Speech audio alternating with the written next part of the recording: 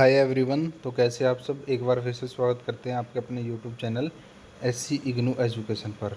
तो आज की वीडियो में मैं आपके लिए आपके जो इग्नू के जून एग्ज़ाम हैं जो आज से स्टार्ट हो गए हैं उनके लिए एक बहुत ही इंपॉर्टेंट टॉपिक है वो डिस्कस करने वाला हूं। तो वीडियो में बने रहें। और वीडियो की शुरुआत करने से पहले मैं आप सभी से रिक्वेस्ट करना चाहूँगा, यदि आप मेरे चैनल पर नए हैं तो प्लीज़ चैनल को सब्सक्राइब कर लें यदि आपने अभी तक चैनल को सब्सक्राइब नहीं किया है, क्योंकि इग्नू से रिलेटेड सारी ऑथेंटिक इन्फॉर्मेशन है हम आपको इसी चैनल के माध्यम से है वह प्रोवाइड करवाएंगे। तो हम इस वीडियो में आपके जून एग्ज़ाम के लिए बहुत ही इम्पोर्टेंट जो इंस्ट्रक्शन है जो आपको एग्ज़ाम के टाइम पे फॉलो करने हैं उनके बारे में डिस्कस करेंगे। प्लीज़ चैनल को सब्सक्राइब ज़रूर कर लेना। चलो वीडियो की शुरुआत करते हैं। तो सबसे पहले इंस्ट्रक्शन है आपका कि जो आपकी एग्ज़ाम में आपको उत्तर पुस्तिका मिलेगी उसमें आपको जो अपना एनरोलमेंट नंबर है वो ध्यान से लिखना है।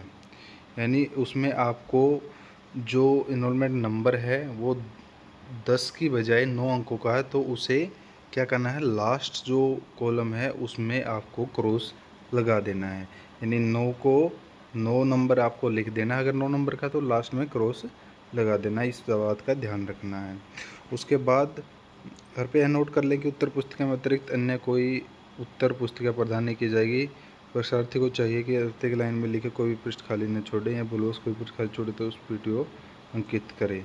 यानी आपको उत्तर पुस्तिका है वो एक ही मिलेगी, इसके अलावा उत्तर पुस्तिका आपको नहीं मिलेगी। उसी पे आपको सारा आंसर लिखना है। अगर कोई आपका यानी भूल से कोई पेज छूट जाता है तो उस पर आपको पीटीओ अंकित करना है। उसके बाद कि परीक्षा के दौरान उपस्थित पत्रक पर अपने नाम है अनुक्रम के सामने निर्धारित कॉलम में हस्ताक्षर अवश्य करें। यदि किसी में निर्धारित कॉलम के अतिरिक्त अन्य हस्ताक्षर किया जाता है तो हस्ताक्षर नहीं। तो इसी स्थिति में यानी आपके जो अनुक्रम के सामने जो कॉलम बना होगा उस पर आपको अपने सिग्नेचर है वो ज़रूर करने हैं। यदि आपका सिग्नेचर नहीं होगा तो आपको एग्ज़ाम में एब्सेंट मान लिया जाएगा। उसके बाद है उम्मीदवारों केवल हॉल टिकट में उल्लेखित पाठ्यक्रम में परीक्षा देने कि आपको एडमिट कार्ड में जो आपके पाठ्यक्रम है जो सब्जेक्ट है उसी में आप है अपना एग्ज़ाम है वो दे पाएंगे। यदि आपने एग्ज़ाम फॉर्म भरते टाइम किसी सब्जेक्ट को चूज़ नहीं किया तो आप और उसका नाम आपके हॉल टिकट में नहीं है तो आप अन्य कोई भी एग्ज़ाम है वो नहीं दे पाएंगे। आगे है कक्ष निरीक्षक के पास उत्तर पुस्तिका जमा करने से पूर्व परीक्षार्थी जांच कर लें निर्धारित स्थान पर स्वयं हस्ताक्षर की कक्ष निरीक्षक परीक्षा केंद्र मूल्य। यानी जमा करने से जैसे आपका एग्ज़ाम हो जाता है तो आप एग्ज़ाम है वो सबमिट करते हैं तो उससे पहले आपको सबमिट कर लेना कि इन्विजिलेटर के खुद के और जो आपका एग्ज़ाम सेंटर है परीक्षा केंद्र उसकी मोहर आप में जो आंसर शीट है उस पर लगी हो, ये चीज़ें आपको चेक कर लेनी है। उसके बाद परीक्षार्थी यह नोट कर लें कि उन्हें हॉल टिकट या प्रवेश उल्लेखित परीक्षा केंद्र के अलावा अन्य किसी परीक्षा केंद्र पर अनुमति नहीं दी जाएगी, बशर्ते सक्षम प्राधिकार परिवर्तन करने की अनुमति दी गई है। कोई उम्मीदवार किन्हीं कारणों से किसी अन्य परीक्षा परिणाम घोषित नहीं किया जाएगा। इसमें बताया गया है कि आपका जो हॉल टिकट है जिसमें आपका एग्ज़ाम सेंटर अलॉट किया गया है जिस भी जगह आप उसी में सिर्फ अपना एग्ज़ाम दे सकते हैं। इसके अलावा यदि अलग जगह पे एग्ज़ाम दोगे तो उसका आपका रिज़ल्ट है वो नहीं आएगा। ये चीज़ें हैं, मैं आपको इम्पोर्टेंट बता देता हूँ। इसके बाद परीक्षा के दौरान परीक्षार्थियों के पास इग्नू द्वारा जारी वैध पहचान पत्र नहीं, आपके पास अपना आईडी कार्ड है जो वो है ज़रूर लेके जाना। आपको आईडी कार्ड होना चाहिए जो इग्नू आपको जारी करता है। उसके बाद है आगे परीक्षा में कैलकुलेटर के उपयोग की अनुमति है जब तक कि प्रश्न पत्र निर्देशों के माध्यम से मना ना किया। कैलकुलेटर आप एग्ज़ाम में यूज़ कर सकते हैं लेकिन वो आपका इस हिसाब से होना चाहिए प्रश्न पत्र। जैसे आपका मैथमेटिक्स का एग्ज़ाम है तो उसमें आप कैलकुलेटर है वो अगर यूज़ करने की अनुमति तभी आप यूज़ कर सकते हो। एक ये छूट गया था, परीक्षा हॉल के अंदर मोबाइल फ़ोन या कोई अन्य इलेक्ट्रॉनिक उपकरण ले जाना सख्त मना है। यानी इलेक्ट्रॉनिक उपकरण या मोबाइल फ़ोन है वो आप अलाउ नहीं है, वो आप बाहर रख सकते हैं, बैग में रख के जा सकते हैं या फिर बाहर कई जगह सबमिट कर लेते हैं और आपको स्लिप दे देते हैं, ऐसे आप बाहर सबमिट करके जा सकते हैं। अंदर आप एग्ज़ाम हॉल में आपका स्मार्टफोन है वो नहीं ले जा सकते या कोई भी इलेक्ट्रॉनिक इक्विपमेंट। परीक्षा का माध्यम परीक्षार्थियों को प्रश्नों के उत्तर उस भाषा में देने से पाठ्यक्रम संचालित किया जाता है। यदि परीक्षार्थियों को हिंदी माध्यम में उपलब्ध था, भले उनका प्रजनन अंग्रेजी माध्यम में क्यों न हुआ। आप एग्ज़ाम है जो अपना किसी भी माध्यम में दे सकते हैं, वो दोनों माध्यम में। जैसे आपने अगर इंग्लिश माध्यम भी लिया हुआ है एडमिशन लेते टाइम, तो भी आप हिंदी में आप अपना एग्ज़ाम है वो दे सकते हैं, इसमें यह बोला गया है। किसी अन्य क्षेत्रीय भाषा में लिखे उत्तर का मूल्यांकन नहीं है जिसमें पाठ्यक्रम का संचालन नहीं किया जाता है। यानी आप लोकल लैंग्वेज, किसी भी लोकल लैंग्वेज, रीजनल लैंग्वेज का यूज़ करेंगे, उसमें आप अपना एग्ज़ाम दे दोगे तो वो आपका मान्य नहीं होगा। जिस भी भाषा में आपका जो एग्ज़ाम है वो वैलिड है, यानी इंग्लिश और हिंदी में है ज़्यादातर, तो आप लिख सकते हैं। इसके अलावा रीजनल लैंग्वेज में आपका मान्य नहीं होगा। इसके अलावा ये कुछ कोड दिए गए हैं जिसमें आपका जो एग्ज़ाम है वो हमारे सेट पर आयोजित किया जाएगा, और ये क्या होगा, ये ऑब्जेक्टिव टाइप होगा। तो ये कोर्स कोड दिए गए हैं, जैसे PCO01, BSHF 101, FST 01, BLI 011, BLII 012, BLI 013, BLI 014, BAVAE 181, BE+183। ये ऐसे कोड है जिसका एग्ज़ाम है आप ऑब्जेक्टिव होगा।